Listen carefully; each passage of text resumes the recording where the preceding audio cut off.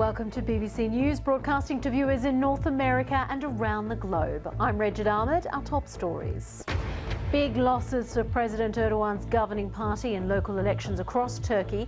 The opposition wins in the capital Ankara for the first time in 25 years. Trial of the Vietnamese woman charged with murdering the North Korean leader's half-brother, Kim Jong-nam, resumes in Malaysia. A comedian who plays a president on TV is on course to win the first round of Ukraine's elections. And Japan announces the name of their new Imperial Era. It'll be called Reiwa and will begin next month. Now, the name of Japan's new Imperial Era, which comes as Emperor Akihito prepares to abdicate, has just been revealed. It's a very solemn moment in the country, which uses the Gregorian calendar, but also its own imperial calendar. And that new name is Reiwa. Well, let's get more insights to the name and its importance in Japan. Let's go to Bruce Strochan, Dean of the Japanese campus of Temple University in Tokyo. Thank you so much for your time. A new imperial era is hugely significant for Japanese people. Can you explain why? Yes, I mean, obviously, the emperor is still very much the symbol of the Japanese people, and the era name is still used as a date here in Japan along with the Gregorian calendar. So it does have tremendous significance. And what does it mean practically in Japan when there's a new imperial name announced?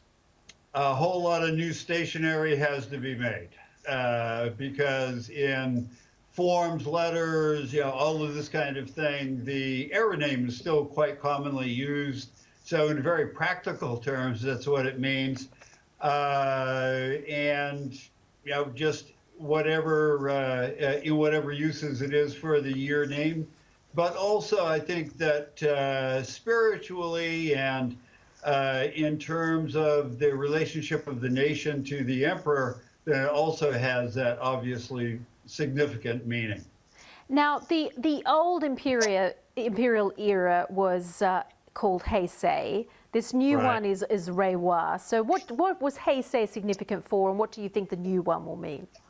Well, I think that Heisei was significant, certainly in changing from the previous era, the Showa era, which straddled both the pre-war and post-war eras. Then the Heisei and the feeling of peace and prosperity in the Heisei name.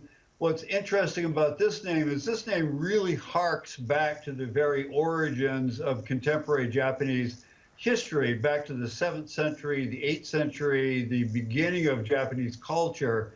So the word rei is really tying the ancient traditions of Japanese culture to the modern concept of peace, and of course to what is a very, very technologically advanced modern society. Now, of course, for the moment, we're just seeing Shinzo Abe on our screen speaking. He's giving a news conference in the wake of that new name being announced. But can you tell us more about how they actually choose the name? Because there's a lot of thought that goes into it, and it's a lot of secrecy too.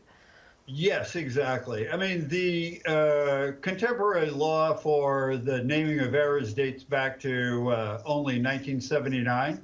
And originally it was really the purview of the government. When the Heisei name was created, there was more private input, particularly academic input. But interesting footnote is that there were really good records kept of how the Heisei name came to be decided upon. And those records won't be revealed until 2024. So this time, not only are there more people involved from the private sector, men and women, academics, and people from the scientific community and also the business community, but there's also much better record keeping this time. So when the records are released, maybe 30 years from now, then people will have a much better understanding of how this era name came about. All right, Bruce Strochan, an absolutely fascinating insight into Japanese culture, a dean of the Japanese campus of Temple University in Tokyo there. Thank you so much for your time. And that new imperial name, Imperial Era, is called Reiwa.